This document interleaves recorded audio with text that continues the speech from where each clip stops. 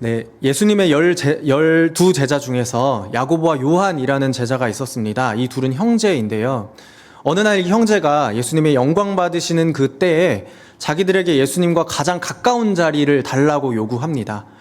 예수님과 가까운 자리란 가장 영향력을 발휘할 수 있고 또 예수님의 영광의 그 언저리를 가장 가까이에서 누릴 수 있는 그 자리를 말하는 것일 텐데요. 예수님의 오른편과 맨편, 이 가장 영광스러운 자리를 이 두 형제가 뻔뻔하게 요구하는 것이죠. 나머지 10 제자들은 야고보와 요한에게 매우 화가 났다 성경이 기록하고 있습니다. 예수님을 곤란하게 만들 수도 있는 이 두 형제의 철없는 요구와 그런 이기적인 마음에 대해서 그래서 화가 난 것은 아닙니다. 사실은 나머지 10 제자도 예수님과 가장 가까운 자리가 탐나지 않았을까요? 그런데 예수님께서 이 12 제자들에게 이렇게 말씀을 하시는 것입니다. 마가복음 10장 42절부터 44절까지 말씀인데요. 예수께서 불러다가 이르시되 이방인의 집권자들이 그들을 임의로 주관하고 그 고관들이 그들에게 권세를 부리는 줄을 너희가 알거니와 너희 중에는 그렇지 않을지니 너희 중에 누구든지 크고자 하는 자는 너희를 섬기는 자가 되고 너희 중에 누구든지 으뜸이 되고자 하는 자는 모든 사람의 종이 되어야 하리라. 아멘. 예수님께서는 예수님이 영광 받으시는 그때의 가장 가까운 자리, 가장 영광스러운 자리, 사람들이 예수님을 보면서 그 가장 가까이에서 그 가장 가까운 사람들에게 시선을 돌릴 수 있는 그 오른편과 왼편에 대해서 그렇게 요구하는 제자들에게 대해서 세상의 권력이 돌아가는 방식에 대해서 말씀하셨습니다. 집권자들은 사람들을 지배하려고 하고 백성들을 내리 누르려고 하는 그런 방식으로 사람들을 지배한다는 것입니다. 힘있고 권력이 있는 사람, 다른 사람들을 지배할 수 있는 지식과 영리함이 있는 사람들이 그보다 못한 사람을 내리 누르려고 하는 것, 억압하고 지배하고 핍박하는 방식으로 자신의 권력과 힘을 유지하려고 하는 것, 여러분 사실 이것은 세상이 돌아가는 마땅한 방식입니다. 누가 가르쳐주지 않아도 자연스럽게 배우게 되는 본능 같은 거죠. 아무리 힘이 없고 권세가 없는 사람이라도 소위 사회에서 약자라 불리는 사람들이라고 하더라도 우리는 그 약자가 다른 약자를 만났을 때, 다른 약자를 발견했을 때, 그보다 못한 것 같은 사람을 발견했을 때 그 앞에서 권세를 부리려고 하는 모습을 종종 발견합니다. 그런데 여러분, 예수님께서는 마가복음 10장 말씀에서 제자들에게 이 세상의 자연스러운 법칙과 인간의 본능을 거스르는 태도를 제자들에게 요구하시는 것입니다. 너희 중에는 그렇지 않을지니. 너희 중에는 그렇지 않을지니. 다른 번역 성경에서는 이 구절을 그러나 너희끼리는 그렇게 해서는 안 된다, 혹은 그러나 너희는 그래서는 안 된다, 이렇게 번역을 합니다. 오늘 설교의 제목이죠. 그러나 너희는 그래서는 안 된다. 세상의 흐름과 인간적인 본능이 자연스럽게 그것을 따라가고 그래도 괜찮다고 말하지만 예수님께서는 오늘 우리에게 세상의 법칙을 반대하고 저항하는 그 자연스러운 흐름을 거스르는 삶의 태도를 말씀하시는 것입니다. 그러나 너희는 그래서는 안 된다. 여러분, 그런데 성도들은 세상 속에서 살아가면서 너희마저 그렇게 살면 안 된다, 그러나 너희는 그렇게 해서는 안 된다는 주님의 음성보다 그렇게 해도 괜찮다, 그렇게 해야 살아남을 수 있다라는 이 세상의 타협과 선포를 훨씬 더 자주 듣게 되는 것 같습니다. 어쩌면 나도 모르는 사이에 서서히 세상의 흐름과 죄의 본능을 훨씬 더 많이 선택하면서 그렇게 살아가는 것이죠. 그런데 여러분, 예수님께서는 제자들에게, 또한 저와 여러분에게 인자가 온 것은 섬김을 받으려 하는 것이 아니라 섬기기 위해서, 그리고 자기 목숨마저도 많은 사람의 대속물로 주기 위해서 그렇게 오셨다고 말씀하십니다. 그래서 만약에 예수님을 따르는 사람이라고 한다면 그 삶의 태도는 세상에서 말하는 그 삶의 태도와는 사뭇 다른 방식이어야 할 것이라는 것이죠. 힘과 권력이 있으면 세상에서 어느 정도 인정을 받고 또 자격을 갖추면 마땅히 섬김을 받아야 하고 누릴 수 있는 것들을 포기하는, 그래서 궁극의 자유로운 삶을 향유하는 그런 삶을 살아가게 될 수 있다는 것입니다. 여러분, 그렇다면 우리는 도대체 이 세상의 방식이라는 것이 무엇이며 교회와 성도들이 오늘날 저와 여러분이 거스르고 저항해야 하는 세상의 흐름과 죄의 본성, 그리고 인간적인 본능의 실제가 무엇인지를 질문하게 됩니다. 과연 그 이방인의 집권자들이 권세를 부리고 권력을 휘두르고 남들을 지배하는 방식으로 자신의 위치를 지키려고 하는 그 삶의 방식이 도대체 우리의 삶에서는 어떻게 구현되어 있고 어떻게 우리의 삶에서는 그것이 드러나게 되는가를 질문하게 된다는 것입니다. 오늘 본문인 요한계시록은 여러 상징들과 환상들, 그리고 마치 SF 영화와 같은 묵시적인 이미지를 통해서 세상의 흐름과 인간적인 본능이 실현된 그 공간을 바벨론이라고 규정합니다. 이 세상의 흐름과 세상에 운영되는 방식, 세상 사람들이 자기의 위치를 지켜내는 그 방식이 온전하게 구현되어 있는 그 곳을, 그 공간을 바벨론이라고 규정하는 것이죠. 상징적으로 바벨론이라는 그렇게 표현하는 것이죠. 그럼 그렇기 때문에 요한계시록 17장부터 19장 중반 정도까지 요한이 기록하고 있는 이 바벨론은 단지 당시 그리스도인들을 핍박하고 탄압했던 로마 제국 혹은 로마의 시민들이라고 볼 수만은 없습니다. 바벨론은 사실 어디에나 있기 때문에 그렇습니다. 요한계시록의 바벨론은 그래서 어느 특정한 시기 혹은 종말의 때에 하나님 나라와 대립하는 어떤 특정한 인물이나 어떤 특정한 국가를 예언하는 예언의 말씀은 아닙니다. 오히려 미래의 어떤 권력, 미래의 어떤 지도자나 집권자들이 아니라 오늘 우리 시대에서, 오늘 우리의 삶에서 하나님의 방식과 하나님 나라의 문화가 아니라 세상의 흐름과 인간적인 본능으로 살아가도록 타협시키는 그 모든 것이 바벨론이 될 수 있다는 것을 저와 여러분이 기억해야 한다는 것입니다. 그래서 오늘 우리는 요한에게 들려주셨던 그 하나님의 말씀을 나에게 주시는 이 말씀으로 받아들이는 믿음이 필요한지 모르겠습니다. 요한계시록 18장 4절 말씀인데요. 18장 4절 말씀 같이 읽겠습니다. 또 내가 들으니 하늘로부터 다른 음성이 나서 이르되 내 백성아 거기서 나와 그의 죄에 참여하지 말고 그가 받을 재앙들을 받지 말라. 아멘. 내 백성아 거기서 나와 그의 죄에 참여하지 말고 그가 받을 재앙들을 받지 말라. 이것이 오늘 하나님께서 저와 여러분들에게 동일하게 주시는 음성이라는 것입니다. 바벨론의 죄에 참여하지 말고 그 죄로 말미암아 심판의 때에 바벨론에 미칠 재앙을 받지 마라, 우리에게 말씀하시는 것입니다. 지난주부터 우리가 금요기도회 가운데에서 요동치는 세상에서 부르는 소망의 노래라는 주제로 이 큰 주제를 가지고 함께 말씀을 나누고 또 기도하고 있는데요. 여러분, 우리의 삶이 요동치는 이유는 무엇일까요? 그것은 다른 데 있는 것이 아닙니다. 바벨론의 죄에 여전히 참여하고 있기 때문에 그렇습니다. 그리고 바벨론의 죄에 여전히 참여하면서 그 바벨론이라는 그 세상의 흐름이 주고 있는 그 안정감에 우리의 몸을 의탁하고 여전히 그 가운데에서 살아가고 있기 때문에 우리의 삶은 요동칩니다. 언젠가 무너질 바벨론에서의 삶이 아니라 하나님 나라의 삶을 추구하고 또 그곳으로 우리의 소망의 눈길을 돌릴 수 있다면 영원히 서 있는 하나님의 나라를 바라보면서 오늘 우리는 안전할 줄 믿습니다. 요한이 들었던 거기서 나오라, 이 하나님의 음성이 그래서 오늘 저와 여러분의 심령 가운데에도 동일하게 선포되는 은혜가 있기를 축원합니다. 그렇다면 오늘 우리가 빠져나와야 할 이 바벨론의 특징은 무엇일까요? 오늘 본문이 기록하고 있는 바벨론의 특징 함께 살펴보면서 우리의 삶에 바벨론과 같은 태도의 모습은 없는지, 혹은 우리 공동체와 우리의 사회 가운데, 혹은 한국 교회 가운데 우리가 돌아보고 우리가 바로잡고 우리가 빠져나와야 하는 바벨론과 같은 모습은 없는지 함께 살펴보고 하나님 앞에 은혜를 구하고자 합니다. 먼저 말씀 함께 보기를 원하는데요. 요한계시록 18장 2절 말씀입니다. 18장 2절 말씀 우리 다시 한 번 더 같이 읽겠습니다. 힘찬 음성으로 외쳐 이르되 무너졌도다 무너졌도다 큰 성 바벨론이여, 귀신의 처소와 각종 더러운 영이 모이는 곳과 각종 더럽고 가증한 새들이 모이는 곳이 되었도다. 아멘. 네, 오늘 본문에서 큰 성 바벨론이 결국에는 무너졌다 기록하고 있습니다. 무너진 바벨론 성은 생명력을 발견할 수 있는 성은 아닙니다. 물론 겉으로 보기에는 여전히 그 화려함의 흔적이 남아있을 수 있고 활기가 있어 보일 수 있는데요. 그런데 요한이 오늘 본문에서 환상을 통해서 바라봤던 그 바벨론은 결코 생명력을 발견할 수 있는 그런 나라가 아닙니다. 머지않아 멸망하고 이미 멸망했고 그곳에 생명력이라고는 발견할 수 없는, 성경의 표현대로 귀신의 처소, 각종 더러운 영이 모이는 그런 장소, 그런 저주받은 곳일 수밖에 없는 것이죠. 파괴된 도시에서 발견할 수 있는 또 다른 특징은 뭐냐면 그곳에 각종 더럽고 가증한 새들이 모이게 된다는 것입니다. 멸망하고 폐허가 된 도시에서 우리는 시체가 널브러져 있는 것을 빼놓고 상상할 수 없습니다.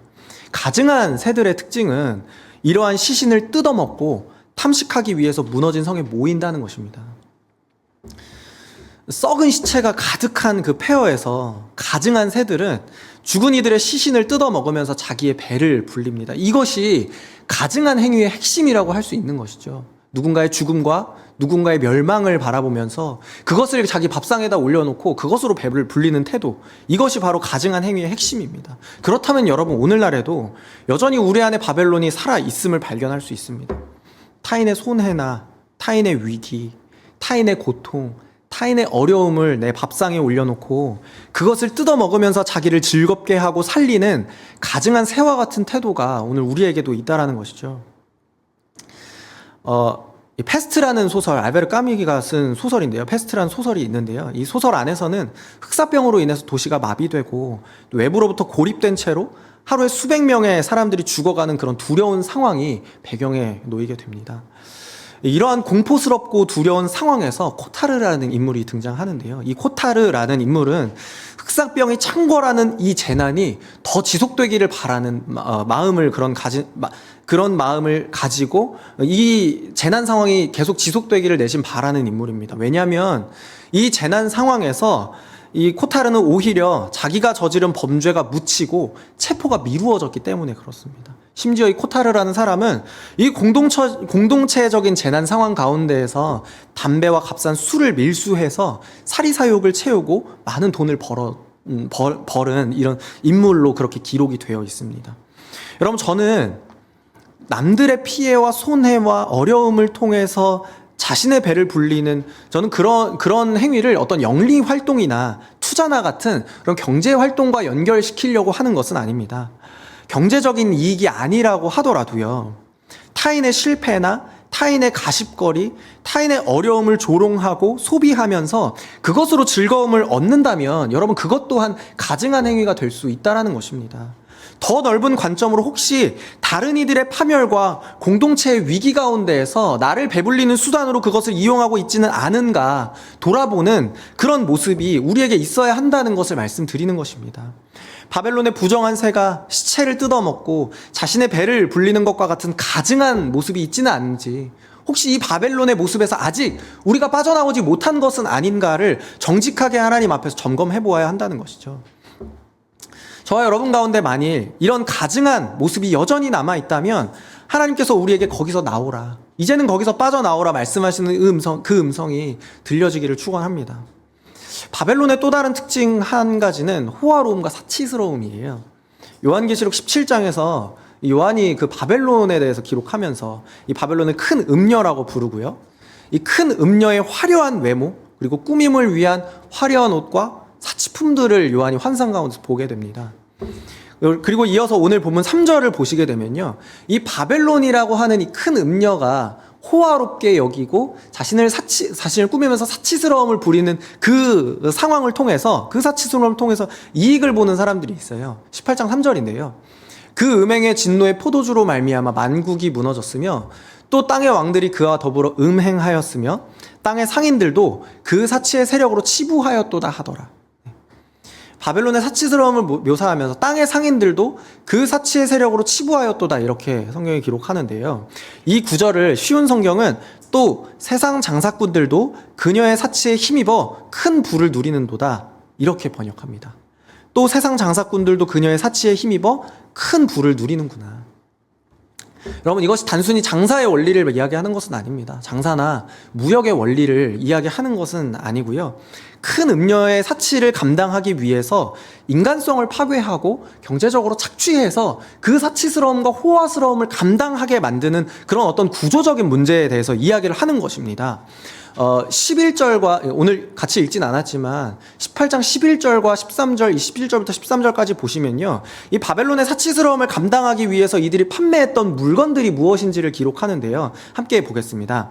11절부터 13절이에요. 땅의 상인들이 그를 위하여 울고 애통하는 것은 다시 그들의 상품을 파는 자가 없음이라. 12절 13절 같이 읽겠습니다.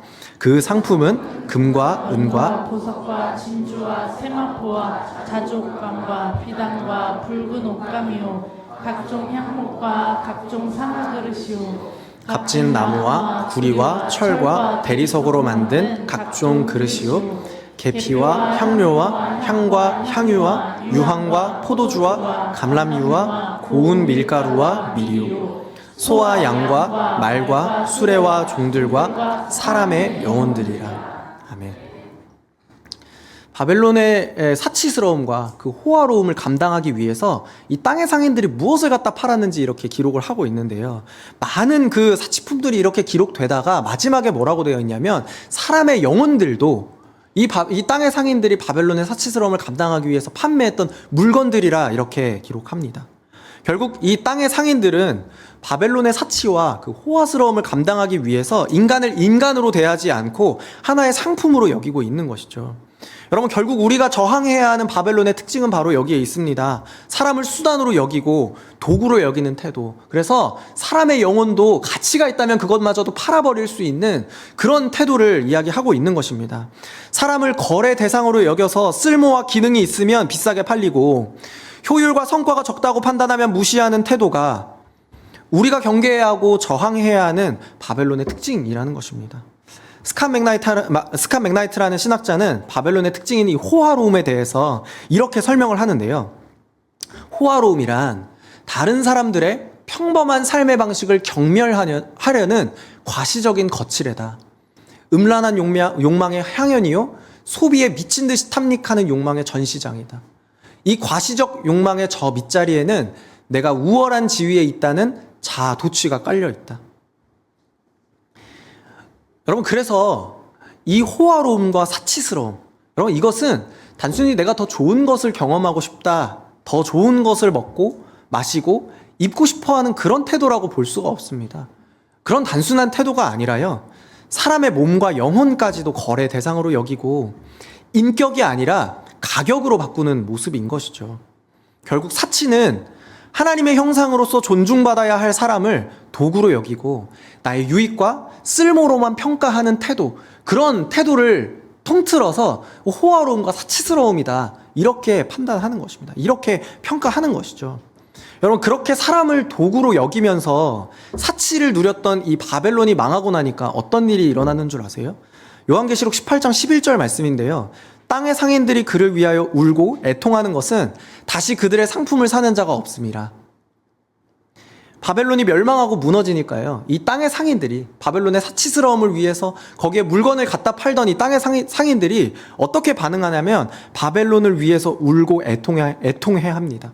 바벨론이 불쌍해서일까요? 바벨론이 너무나 안타까워서 그랬을까요? 바벨론과 맺었던 그 인격적인 관계 안에서 이들이 애통하고 슬퍼하는 것일까요? 아니요. 상인들이 더 이상 상품을 팔 곳이 없어졌기 때문에 그렇습니다. 내가 이익을 볼 수 있는 대상이 사라졌기 때문에 그렇습니다. 큰 음녀인 바벨론과 이 땅의 상인들은 이를테면 함께 울고 함께 웃는 그런 인격적인 공동체가 아니라요, 단지 서로 이익을 주고받는 그런 경제 공동체였을 뿐이고, 땅의 상인들은 바벨론의 처지가 불쌍해서가 아니라 이제 더 이상은 바벨론의 사치스러움을 통해서 돈을 벌 수 없는, 이익을 만들어낼 수 없는 자신의 처지가 불쌍해서 슬퍼하는 것입니다. 요한은 바벨론의 특징을 사치와 호화로움이다 이렇게 설명하면서요, 이게 단순한 소비 취향이 아니라고 이야기를 하고 있어요. 내가 무엇을 소비하고 무엇을 선택하고 내 삶에서 내가 가지고 있는 재화로 무엇을 누리면서 살아갈 것이 단순히 그것을 하는 것이 아니라는 것입니다. 이것은 단순한 소비 취향이 아니라 사람을 물건으로 만들고 도구로 여기는 영적인 구조라고 이야기를 하는 것이죠. 인격이 아니라 가격으로 보고 누군가를 쓸모 있나 없나로 먼저 평가하는 태도인 것입니다. 이런 태도의 문제는 우리의 관계를 병들게 만든다는 데 있어요. 사람을 인격적으로 대하지 못하게 만들고 자원과 수단으로 여기도록 만들고 그 관계 안에서 진정으로 서로를 깊이 위해주고 서로를 알아가고 그 인격적인 관계에서 오는 즐거움을 모두 끊어버리겠다라는 그런 의미가 있는 것이죠. 그렇기 때문에 이러한 태도는 관계를 병들게 만듭니다. 여러분, 그렇다면 우리는 서로를, 또 우리와 만나는 모든 사람들, 모든 존재들을 예수님께서 직접 값을 치르고 사신 존귀한 존재로 여기고 있나요? 아니면 내가 마땅히 받을 수 있는 대접이라고 여기면서 누군가의 섬김과 희생을 당연한 것으로 여기고 있지는 않나요? 한국 사회의 노동구조, 언어 습관, 약자를 대하는 방식, 재정에 관련된 그 사용 등과 더불어서 혹시 사람에게 가격표를 붙이는 문화, 사람을 인격적으로 대하지 못하고 생산의 어떤 수단으로 여기는, 도구로 대하는 문화가 여전히 우리 가운데 있지는 않은지 우리는 성도로서 돌아보아야 합니다. 그래서 사람을 사람으로 여기고 사람을 사람으로 바라보면서 그 바벨론에서 빠져나와서 우리의 관계가 회복되어야 할 줄 믿습니다. 마지막 바벨론의 특징 한 가지는 오만하다는 것입니다. 요한계시록 18장 7절 말씀인데요. 그가 얼마나 자기를 영화롭게 하였으며 사치하였든지 그만큼 고통과 애통함으로 갚아주라. 그가 마음에 말하기를 나는 여왕으로 앉은 자요 과부가 아니라 결단코 애통함을 당하지 아니하리라 하니.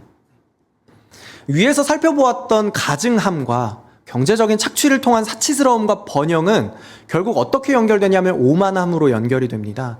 바벨론이 스스로 자신을 여왕 자리에 앉은 자라고 그렇게 고백하는 것처럼 말이죠. 나는 여왕이라 과부가 아니라 결단코 애통함을 당하지 않을 것이다. 나의 인생에는 슬픔이라고는 절대로 찾아볼 수 없을 것이다. 바벨론은 이렇게 소리치고 있는 것입니다. 선지자 이사야도 당대의 바벨론을 바라보면서 똑같은 말을 남겼는데요. 이사야 47장 8절 말씀입니다. 8절 말씀입니다. 우리 이 말씀을 같이 한번 읽겠습니다. 그러므로 사치하고 평안히 지내며 마음에 이르기를 나뿐이라 나 외에 다른 이가 없도다. 나는 과부로 지내지도 아니하며 자녀를 잃어버리는 이도 모르리라 하는 자여 너는 이제 들을지어다. 아멘. 바벨론이 뭐라고 얘기하냐면 나뿐이라 나 외에 다른 이가 없도다. 나뿐이라 나밖에 없다. 나 외에는 다른 이가 없다. 이 바벨론의 태도는 만사가 나를 중심으로 돌아간다고 생각하는 이런 자기중심적인 태도를 우리가 엿볼 수 있는 것이죠. 그래서 이렇게 나밖에 없는 사람, 나뿐인 사람, 자기중심적인 사람, 오만한 사람은 그 마음에 하나님께서 일하실 틈이 없습니다. 자신에게는 슬픔도 없고 짊어져야 할 책임도 없고 연약함이나 한계도 없다고 믿기 때문에 그렇습니다. 나는 여왕이다. 이 말을 바꿔 말하면 나는 회개할 필요가 없다. 나는 회개하지 않아도 된다. 나는 그렇게 살지 않아도 된다. 라는 그런 말과 동의를 한 것이죠. 그래서 요한계시록 18장 8절에서요. 이 7절 말씀 그 다음에 8절에서요. 단 하루 만에 바벨론에 큰 재앙이 이를 것이다. 이렇게 이야기를 합니다. 자기밖에 모르는 오만한 바벨론에 사망과 애통함과 흉년이 임해서 나는 결코 슬픔은 모를 것이야. 나는 결코 애통함이라고는 관계가 없는 사람이야 라고 말했던 그 성에, 그 바벨론에 이제는 애통함이 있고 죽음이 있고 어려움이 들이닥치는 재앙이 있게 되는 것이죠. 그리고 또한 불살라지는 재앙이 큰 성 바벨론에 있게 됩니다. 나는 안전하다. 나는 스스로를 지킬 능력이 있고 결코 이 영광을 빼앗기지 않을 것이다 말했던 바벨론이 하나님의 심판 앞에서 순식간에 무너지게 되는 것입니다. 여러분, 이것이 나뿐이다라고 말했던 사람, 나밖에 없다고 말했던 바벨론의 오만함의 결과라는 것이죠. 그렇기 때문에 여러분, 우리는 언젠가 내가 바벨론에서는 나와야겠다, 언젠가는 내 삶에서 그렇게 되겠지라고 하는 것이 아니라 오늘 당장 회개함으로 바벨론에서 빠져나와야 한다는 것이죠. 왜냐하면 단 하루 만에, 단 1시간 만에 하나님의 심판이 바벨론에 임했을 때 그 상황이 완전히 반전되기 때문에 그렇습니다. 여러분, 세상을 바라볼 때, 또 우리 자신을 바라볼 때, 우리의 삶을 돌아볼 때 우리는 바벨론의 오만한 외침을 스스로에게서 들을 때가 있습니다. 나는 여왕이다. 나는 영광스럽다. 나는 문제가 없다. 나는 결코 무너지지 않을 것이다 말하는 것이죠. 여러분, 그런데 우리는 그럴 만한 자격이 있음에도 초라함을 택하고 자기를 비워서 종의 형태를 취하신 예수님의 말씀을 우리는 듣습니다. 마가복음 8장 34절부터 35절입니다. 무리와 제자들을 불러 이르시되 누구든지 나를 따라오려거든 자기를 부인하고 자기 십자가를 지고 나를 따를 것이니라. 누구든지 자기 목숨을 구원하고자 하면 잃을 것이요 누구든지 나와 복음을 위하여 자기 목숨을 잃으면 구원하리라. 아멘. 여러분, 예수님의 말씀 속에서 우리는 자기의 긍정과 그 오만함이라고는 찾아볼 수가 없습니다. 자기 과시나 교만함이라고는 결코 찾아볼 수가 없는 것이죠. 나는 안전할 거야, 나에겐 슬픔이 없을 거야 라는 자기 과시와 오만함이 아니라 오히려 나는 안전한 곳을 버린다. 나는 안전한 곳을 버리고 슬픔을 지러 간다. 나는 내 영광을 버리고 십자가를 지기 위해서 이 자리에 왔다. 이 땅에 왔다. 그 십자가로 겸손함을 가르치신 이 예수님의 방법을 보게 되는 것입니다. 세상의 흐름을 저항하고 세상의 흐름에 반대하고 세상의 흐름을 거스르려고 하는 그 예수님의 그 삶의 방식을, 그 삶의 태도를 우리가 배우게 된다는 것이죠. 자기 과시나 오만함이 아니라 자기 부인과 겸손함으로 이 세상에 오신 우리의 예수님의 삶의 태도, 그 삶의 방식, 이 세상의 흐름을 거스르는 그 예수님의 모습을 우리는 기억해야 합니다. 바벨론은 나는 결코 슬픔을 모를 것이다 확신했고, 예수님은 오히려 슬픔을 지셨습니다. 그래서 주님께서 우리에게 바벨론에게서 나오라 말씀하시는 것은 우리 안에 있는 그 오만함의 이야기들을 끊어내고, 그 오만함의 서사를 끊어내고 자기 부인의 이야기를 시작하라, 자기 부인의 서사로 나의 삶의 방향을 옮기라는 실제적인 부르심이라는 것이죠. 그래서 우리는 나는 여왕이다, 나는 안전하다, 나는 아무런 문제가 없다라는 과도한 자기 긍정이 아니라 나는 죄인이다, 하나님 없이는 나는 안전할 수 없다, 나에게는 회개가 필요하다라는 자기 부인으로 나아가야 하는 줄 믿습니다. 더 나아가서 나는 결코 슬픔을 모를 것이다, 슬픔은 나의 몫이 아니다, 나에게서 영광이 끊어지지 않을 것이다 말하는 대신에 나는 이제 누군가의 슬픔과 누군가의 고통을 외면하지 않고 직면하겠다라는 그 예수님의 말씀으로 전환하는 결단과 헌신으로 나아가야 한다는 것입니다. 십자가에 자기 부인이 없이는 결코 바벨론에서 나올 수 없다라는 이 사실을 기억하는 은혜가 있기를 축원합니다. 그리고 또한 나의 특권과 나의 체면, 나의 유익과 나의 영광을 버리고 공동체의 아픔과 관계의 문제를 외면하지는 않았는지, 혹시 나는 그 자리에서 멀리 떨어져서 나는 결코 슬픔을 모를 것이다 말하는 이런 오만함이 나에게도 있지 않았는지 하나님 앞에서 정직하게 묻고 깨닫는 은혜가 있기를 축원합니다. 그래서 금요기도 시리즈의 주제인 요동치는 세상에서 부르는 소망의 노래라는 이 주제처럼 우리가 살아가는 이 바벨론은 살아남아야 하기 때문에 요동치고 생존해야 되기 때문에 흔들리고 결코 아무도 믿을 수 없는 그런 불안함과 어려움 가운데 있는 것입니다. 이 세상에서 우리는 누군가의 아픔을 딛고 평안함을 얻으려고 하고 타인을 수단으로 여기면서 인격이 아닌 가격표를 달아서 누군가를 평가할 때가 있습니다. 동시에 이 요동치는 세상 속에서 살아남기 위해서 나는 괜찮다, 나는 문제가 없다라는 이 거짓된 평안으로 스스로 위안 삼고 살아갑니다. 여러분, 그런데 주님께서 오늘 저와 여러분에게 이렇게 말씀하십니다. 예수님께서 우리에게 주시는 말씀 같이 읽기를 원하는데요. 마가복음 10장 43절부터 45절까지 말씀입니다. 우리 같이 읽을까요? 너희 중에는 그렇지 않을지니 너희 중에 누구든지 크고자 하는 자는 너희를 섬기는 자가 되고, 너희 중에 누구든지 뜸이 되고자 하는 자는 모든 사람의 종이 되어야 하리라. 인자가 온 것은 섬김을 받으려 함이 아니라 도리어 섬기려 하고 자기 목숨을 많은 사람의 대속물로 주려 함이니라. 아멘.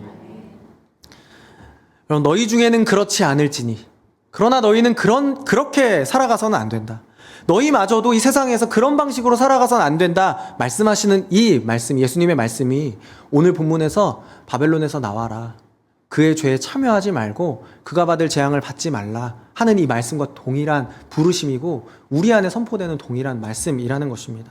그와 함께 죄악에 참여하지 말고 그 재앙을, 그 심판을 함께 받지 말고 혼자서 생존을 위해서, 살아남기 위해서 이 요동하는 세상에 발붙이지 말고 함께 살아가도 괜찮은, 함께 울고 웃어도 괜찮은, 또 함께 서로를 섬기면서 서로를 위해서 기도해 주어도 여전히 살아남을 수 있는 이 하나님 나라를 바라보며 살라고, 그것이 저와 여러분의 소망이라고 오늘 주님께서 우리에게 말씀하시는 것이죠.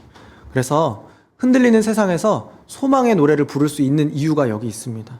요동치는 세상 속에서 하나님 나라를 꿈꾸며 소망을 품을 수 있는 이유가 바로 여기에 있습니다. 여기 있습니다. 예수님의 섬김이 우리 안에 회복될 때 우리는 바벨론에서도 하나님 나라를 소망할 수 있고요, 또 바벨론에 살아가지만 그 나라를 이미 살고 있는 줄 믿습니다. 오늘 함께 기도하시면서 나의 필요와 나의 유익을 부인하고 서로를 위해서 기도하는 이 기도의 자리, 이 기도의 섬김을 통해서 함께 하나님의 나라를 소망하는 회복의 은혜가 있기를 다시 한번 주님의 이름으로 축원합니다.